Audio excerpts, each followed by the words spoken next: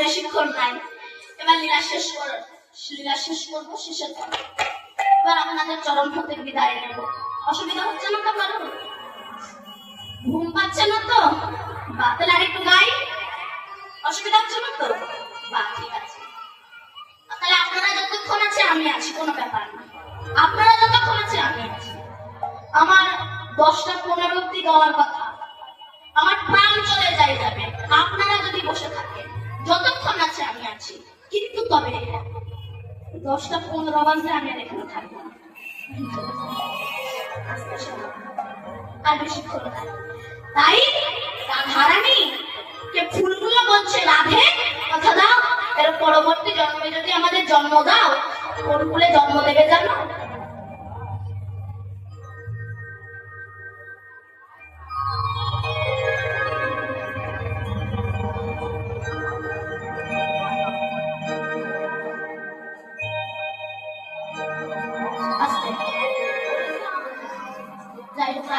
ফুলগুলো বলছে, রাধে কথা দাও, এর পরবর্তী জন্মে যদি আমাদের জন্ম দাও, কোন কুলে জন্ম দেবে জানো? কোন কুলে?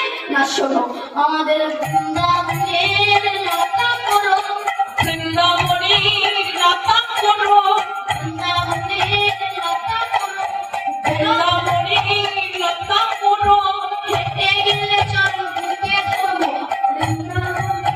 লতা করো, হেঁটে গেলে চরণ বুকে ধরো, বৃন্দাবনের লতা করো, সুজন ধন্য হবে, বৃন্দাবনের লতা করো, সুজন ধন্য হবে, বৃন্দাবনের লতা করো। রাধারানী কথা দিলে, ফুলগুলো ঝরঝর করে ঝরলে, সেই ফুল তুলে নিয়ে এসেছে রাধারানী কুঞ্জ সাজাবে বলে। কুঞ্জ সাজানোর আগে রাধারানী সখীদের বলছে, সখী কৃষ্ণ আমায় বলে গেল কুঞ্জ সাজাতে, কিন্তু কুঞ্জ তো সাজাবো ফুল দিয়ে, ফুলগুলোকে আগে পরীক্ষা করতে হবে। বলে কেমন ভাবে পরীক্ষা করবি? বলে আমি আমার চোখের মণিটা ধরবো, তোরা প্রতিটা ফুল আমার চোখের মণির উপর দিয়ে বুলিয়ে নিয়ে যাবি। যে ফুল আমার চোখের মণিতে আঘাত আনবে, ওই ফুল আমার কৃষ্ণ সেবায় লাগবে না। কিন্তু যে ফুল আমার চোখের মণিতে আঘাত আনবে না, ওই ফুল আমার কৃষ্ণ সেবায় লাগবে। কেন? যে ফুল চোখের মণিতে আঘাত আনবে, এটা কঠিন ফুল সখী রে, এটা কৃষ্ণ সেবায় লাগবে না রে, কৃষ্ণ সেবায় লাগবে না রে, কৃষ্ণ সেবায় লাগবে না রে, কৃষ্ণ সেবায় লাগবে না রে, কৃষ্ণ দেখা লাগবে, কৃষ্ণ সেবায় লাগবে না রে, কৃষ্ণ দেখা লাগবে, কৃষ্ণ সেবায় লাগবে না রে। এবার এক একটা করে ফুল পরীক্ষা করে রাধারানী সুন্দর করে কুঞ্জ সাজাচ্ছে। ললিতা, বিশাখা, ভালো করে কুঞ্জ সাজা। কেন? দেখ আমার বন্ধু আসে, ওই আসে, তোরা কুঞ্জ সাজা।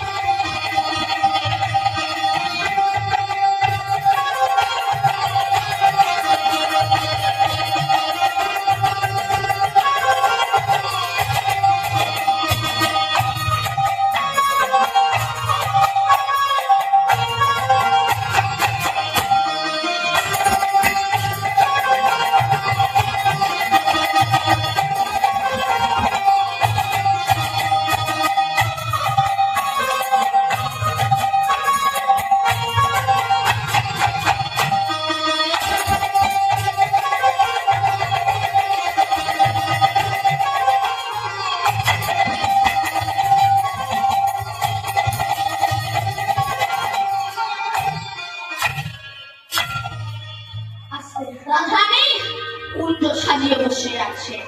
এবার গোবিন্দ আস্তে আস্তে চলেছেন রাধারানীর কুঞ্জে, যাচ্ছেন। ভাবতে কেন? যাই চুপি যাই চুপি চুপি যাই চুপি চুপি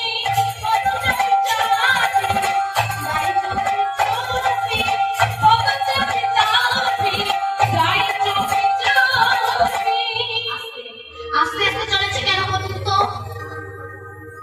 রাধারানীর কুঞ্জে যেতে গেলে তবে রাধার কুঞ্জে যেতে হয়, তাই তো? রাধারানী আস্তে আস্তে চলে এসে আপনারা তো সবই জানেন, বলুন তো এত যদি বোঝে তবে এত সিরিয়াল দেখেন কেন? বলুন তো সিরিয়াল দেখো কেন? দেখো দেখেন না? আপনারা দেখেন তো সিরিয়াল? বলুন তো লজ্জা কিসে? সিরিয়াল দেখেন তো? যিনি বেশি সিরিয়াল দেখেন, আপনারা দেখেন না, যিনি দেখেন তাকে বলছি। যিনি দেখেন আর গাঁজা লাগলো তোমরা না করো, আমি কিছু বলছি না। যিনি বেশি সিরিয়াল দেখে তাকে বলছি। ধরো আপনি সিরিয়াল দেখছেন, খুব দারুণ জায়গা, খুব ইন্টারেস্টেড জায়গা, দারুণ কি হচ্ছে না, খুব ইন্টারেস্টেড জায়গা। এইবার নায়ক এসে নায়িকার জড়িয়ে ধরবে, খুব ইন্টারেস্টেড জায়গা। এমন সময় কারেন্ট চলে গিয়েছে, কপালে বাড়ি মারতে হবে না? ভগবান কারেন্ট দেওয়ার সময় পেল না। বাবা জায়গা আপনার, জমি আপনার, ঘর আপনার, টিভি আপনার, টেবিল আপনার, কারেন্ট আপনার নয়। ও যে কখন যাবে কখন আসবে তা বলা যায় না। তা সিরিয়ালের বা টিভির কারেন্ট যদি যায় কিছুক্ষণ পরে আসে তাই, কিন্তু ভাই এই টিভির কারেন্ট যদি একবারে যায় শিশুকাল ছাড়াই হরিভজন করা যাবে না। তাই বলো না বুড়ো বয়সে গিয়ে আমি বুড়ো মারবো, রেডি হয়ে থাকো, ওই বুঝি আমার ডাকে। কারণ কৃষ্ণ বলতে গেলে দাঁত লাগে যে কৃষ্ণ আমায় দয়া করে। বুড়ো হয়ে গেলে তা তো বলতে পারবে না, বলবে কৃষ্ণ আমায় দয়া করে। অতএব শিশুকাল থেকে হরিভজন করো, বুড়ো বয়সে গিয়ে হরিনাম পারে না। তাই গোবিন্দ চন্দ্রাবলীর কুঞ্জে আসছে, তো আস্তে আস্তে চলেছে। তা মনে মনে ভাবছে নুপুরের আওয়াজ পেলে তবেই তো চন্দ্রাবলী আমায় ধরবে। গোবিন্দ কি করেছে, নুপুরটাকে খুলে মাথার উপর তুলে নিয়েছে, বাসে সাতটা ছিদ্র লুকিয়ে নিয়েছে। নুপুর তখন গোবিন্দকে বলছে, গোবিন্দ তোমার সঙ্গে আমার অ্যাডভান্স কন্ট্যাক্ট করা ছিল, চরম ছাড়া অন্য কোথাও রাখবে না। তুমি যে ভয় আমার মাথায় তুলেছ, চন্দ্রাবলী যাতে না ধরে ফেলে সেই ভয় আমার মাথায় তুলেছ, তো এখনো সাবধান করেছি। যদি আমাকে পায়ে না বাঁধো আমি চন্দ্রাবলীর কুঞ্জের সামনে গিয়ে রাধে বলে বেঁচে উঠব। যেই বলেছে গোবিন্দ তখন আমার নুপুরটাকে খুলে পায়ে বাঁধতে গিয়েছে। চূড়া তখন নুপুরকে বলছে, নুপুর করছে আমি ভাগ্যবান। কেন? তুই তো গোবিন্দের পায়ে থাকিস, আমি থাকি মাথার উপরে, আমি ভাগ্যবান। নুপুর তখন চূড়াকে বলছে, চূড়া অত অহংকার করিস না। কেন বলতো? কেউ কি গোবিন্দের মাথা পেতে চাও? চাও কি মাথা? সবাই কি পেতে চাও? চলো তুই থাকিস মাথার উপরে, কেউ সেটা পেতে চায় না। আর একটা কথা বলিস, দুতলার লোক নিচে না আসলে চলে না, কিন্তু নিচের তলার লোক দুতলায় না গেলেও চলে। আমার কাছে কামনা কর, ভিক্ষা কর, আমি কৃষ্ণের চরণ খুলে উড়িয়ে দেবো, তুই পুড়িয়ে না। এমন সময় বাঁশি বলছে, শোনো তুমিও যদি আমার সাতটা ছিদ্র খুলে দিয়েছ, আমিও চন্দ্রাবলীর কুঞ্জের সামনে গিয়ে রাধে বলে বেরিয়ে শেষ করে দেবো। যেই বলেছে গোবিন্দ বাঁশির সাতটা ছিদ্র খুলে দিয়েছে, এইবার যখন যাচ্ছে নুপুর আর বিলম্ব করলে না, রণঝন্য করে বেরিয়ে গেলেন। রণঝন্য বাজিল